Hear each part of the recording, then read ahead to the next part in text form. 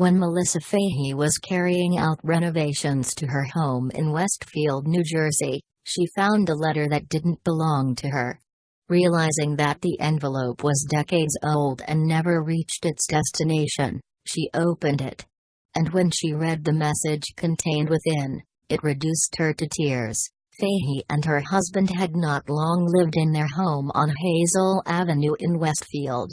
But already they were undertaking extensive renovations on the property. The work they were doing was of such a size that they had enlisted Fahy's father, Al Cook, who was in town to help. As Cook carried out some major work in the stairwell, he spotted something hidden in the ceiling above. He reached into the crack and grabbed it. It was an envelope, yellowing with age, and which remained unopened, stamped with the words "refused. Return to sender." The postmark read May 4, 1945, and the letter had clearly never reached its intended destination. The return address, however, was for the very house that Fahy and her husband were currently renovating. Although the letter obviously belonged to a previous owner, Fahy, a teacher of 6th grade science, opened it. The contents floored Fahy, and she knew she had to find the rightful owner.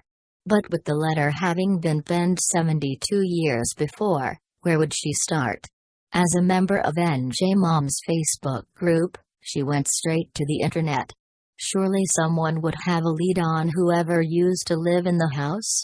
As it happened, within an hour of Fahy issuing her request for information, group member Carol Gross had tracked down Rolf Christopherson Jr. living in California and working as a professor at UC Santa Barbara. The 67-year-old academic was the son of the letter's intended recipient, Rolf Christopherson Sr., as Christopherson Jr. explained to CNN in May 2017, "Someone called me at my office.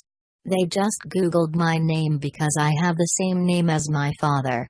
Melissa asked me where I grew up and I told her. She told me she had the letter. This is how I found out."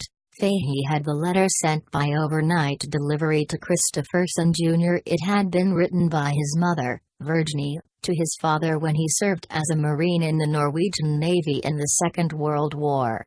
Finally, 72 years after it had been sent, 96-year-old Christopherson Sr. heard the words within for the first time. "Dearest husband," the letter began.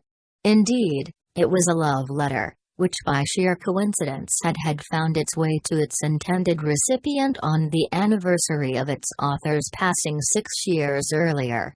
As if from beyond the grave, the note provided words of comfort to the widower. "I still have a few minutes on my lunch hour," Virginie wrote to her husband. "I was dreaming about you, so I thought I'd write a little love letter to my favorite pin-up boy. Are you as lonesome for me as I am for you?" Yet, as well as the warmth of young love, the letter contained more practical updates. Virginie wrote, "I hope you're taking your medicine, my darling, because you mustn't get sick on us again. And please be a very good boy and stay away from the rum and Coca-Cola." There was a playful side to their relationship, then, but also an added anxiety to Christopherson Sr.'s return home. "Sweetheart," the letter continued, "I am longing for you to come home to Westfield, but I am a little bit afraid to see you again now. I am getting awfully big on top, but I still don't stick out much below. I just look heavier all around now, but by the time you get here I guess it will be much worse." Virginie had in fact been pregnant at the time she wrote the letter.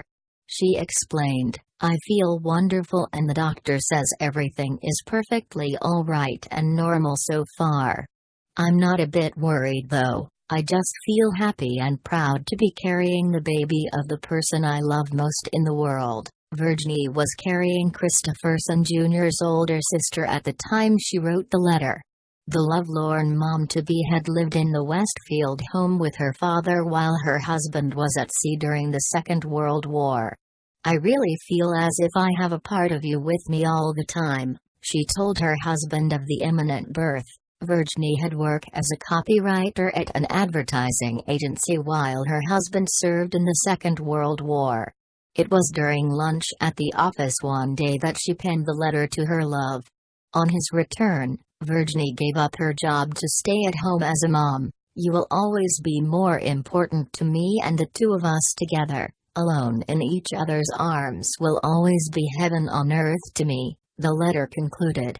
"I love you, Rolf, as I love the warm sun, and that is what you are to my life, the sun about which everything else revolves for me." My father and mother wrote many letters during the war, Christopherson Jr. explained to Newshawk in May 2017.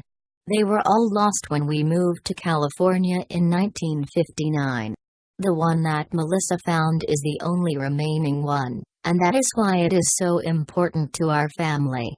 Fahy felt as though she had been invading someone's privacy when she had read the letter. Nevertheless, she was determined to reunite the correspondence with its rightful owner. She told Detroit Free Press in May 2017, "It was so heartfelt and written in such a different time. You just wanted to read it slowly so you could take in every emotion." Christopherson Jr. explained how his father had taken on 3 jobs when he returned from the Navy, as he hadn't been eligible for the same benefits offered to U.S. veterans. The family moved from Westfield to California in 1959 to take advantage of more affordable education for the children. The Christopherson family received another surprise shortly after they were sent the long-lost letter. Less than a month later, Christopherson Sr. was paid a visit by the Norwegian consul. Then he was given the Atlantic Star Medal for the part he played in the Battle of the Atlantic in the Second World War.